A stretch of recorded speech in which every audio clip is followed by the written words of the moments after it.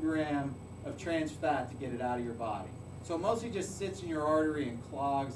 Anything that has a lot of shelf life, like I said, the peanut butters, chips, all those kind of things, don't eat them because they'll just sit there. They just sit and clog your arteries.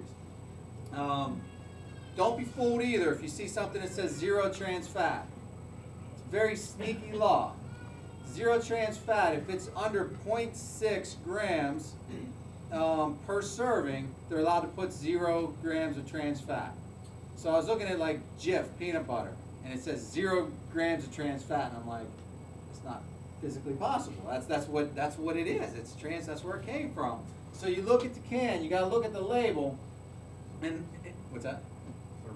Yeah, well, it's serving size number 1. But if anything says hydrogenated oil, you cannot have it. Even if it says partially hydrogenated, any kind of oil, sunflower, vegetable, whatever it is, if it says hydrogenated or partially hydrogenated, there has to be trans fat in it. Do not eat it. All right, times to eat.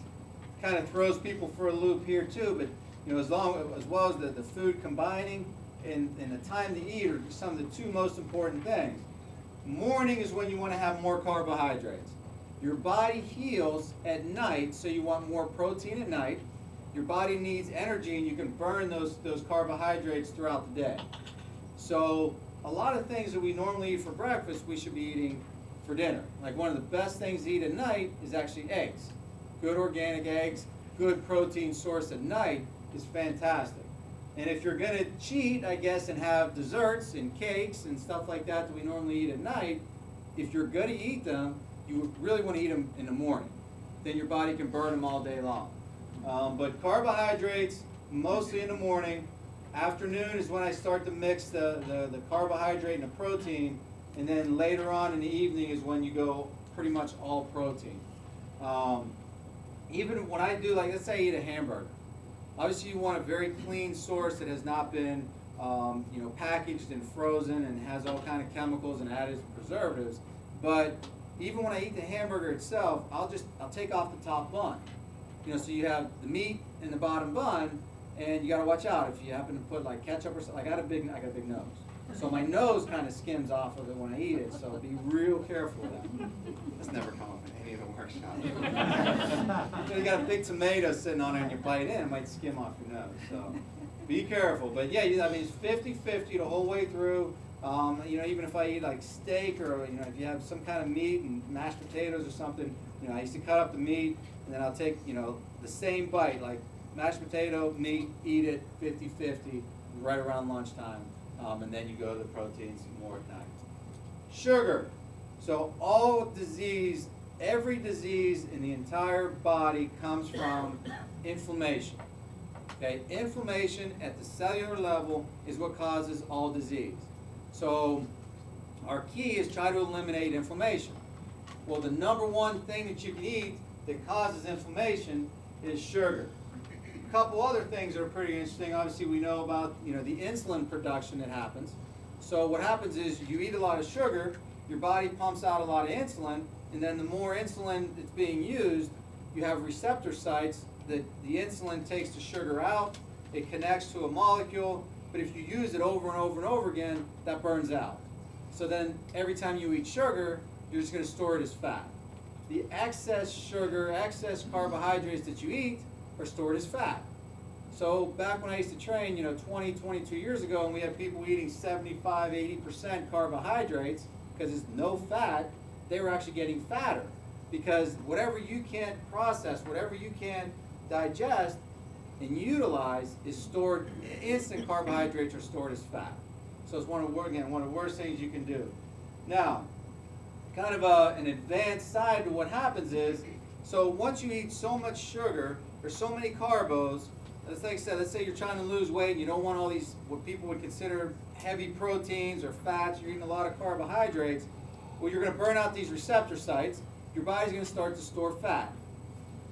Fat in your body releases something called leptin. There's a hormone called leptin that tells your body, I got too much fat and I need to burn this.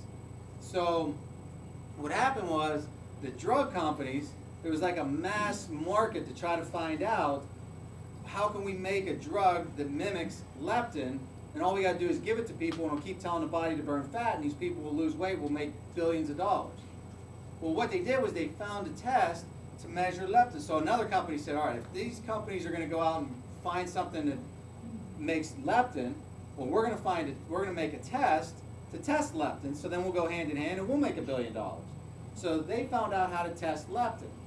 Well, the interesting thing was all of these people that were overweight had tons of leptin. They had twice, 3 times, 10 times the amount of leptin in their body, which messed up all the drug companies trying to find out leptin. So they're like, what in the world's going on? All these people should be really losing weight and they're really overweight.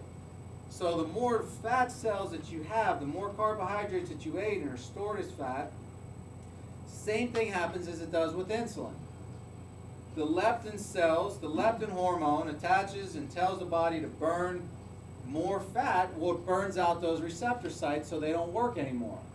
So now that you have more fat, your body's letting go more leptin, but nothing to connect it to get it to actually burn the fat.